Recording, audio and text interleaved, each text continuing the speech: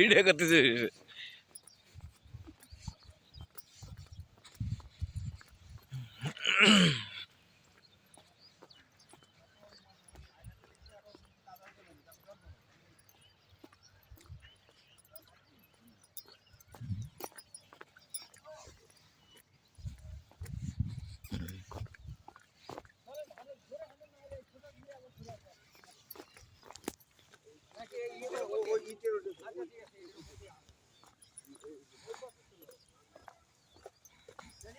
জি, আমার খুব পছন্দ হয়েছে তো। আল্লাহ কবুল করলে। আচ্ছা শোনো ফ্রেন্ড, আমাদের ভাইদের জন্য একটা আবাসিক জোন করতে হবে, আবাসিক জোন। সেখানে সত্যই থাকবে যতক্ষণ পর্যন্ত ইসলাম আন্দোলনের সাথে থাকবে ততক্ষণ পর্যন্ত এই কন্ট্রাক্ট বলবৎ। আর অন্যথায় এই কন্ট্রাক্ট বাতিল বলিয়া গণ্য হইবে। না তো অবশ্যই ওই সেই সিলাই মেশিনের মতো হবে না। আমার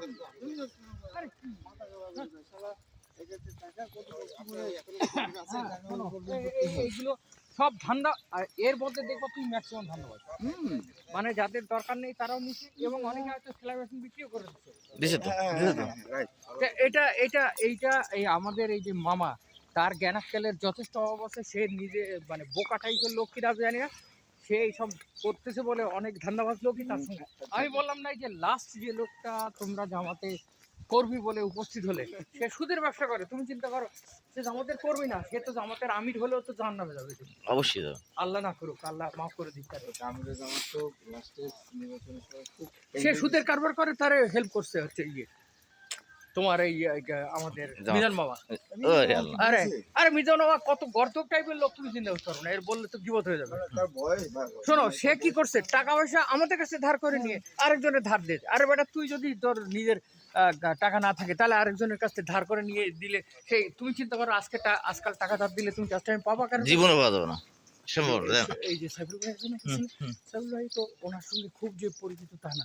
সাইফুল ভাইয়ের কাছ থেকে 15,000 টাকা নিয়ে ওনার ছেলের একটা কাজে ধার দিছে। সে এখন 4 মাস হয়ে গেছে, পাইনি, 6 দিনের নাম। অত সস্তা।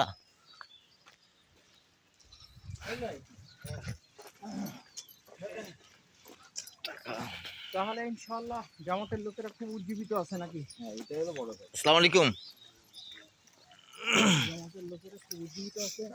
এবারে এই যে জামাতের এই ধরুন হ্যাঁ, তো ফাটাফাটি কাজ।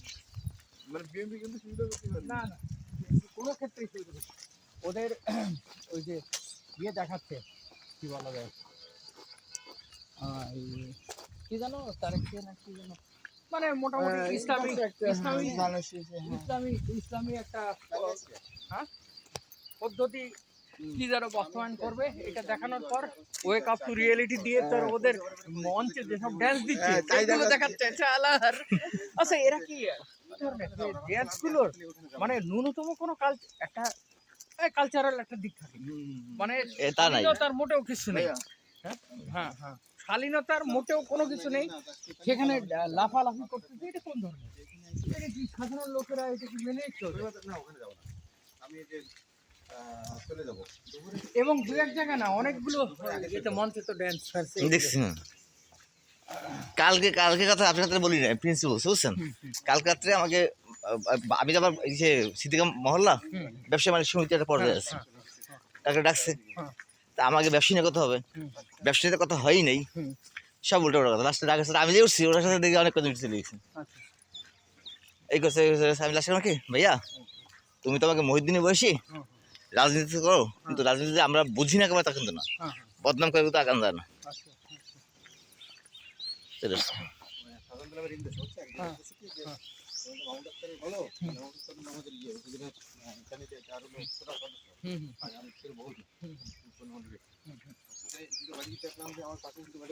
সাধারণ লোকজন বসতে ওরা না, আমাদের তো এরকম ভর্তি লোক লাগবে যারা ওদেরকে একদম নিশ্চয়তা দেবে যে আপনারা জামাত পাস করলে আপনাদের নিরাপদে থাকবেন। এই ধরনের ভালো শুধু বড় নেতাদের মাইকি না বলে ওনাদের কাছে নিতে হবে এরকম নেতাদের। আচ্ছা আচ্ছা, যে তাদের নিশ্চয় দিতে আপনার চিন্তা করবেন না, তাহলে এটা গ্রহণযোগ্য আরো বেশি গ্রহণযোগ্য। আমাদের ক্যান্ডিডেট যিনি নাকি উনি হচ্ছে ওই এলাকা ইজ্জত আলী। আচ্ছা আচ্ছা আচ্ছা নজরুল ইসলাম ভাই কোথাকার কোথায় ওই যে নজরুল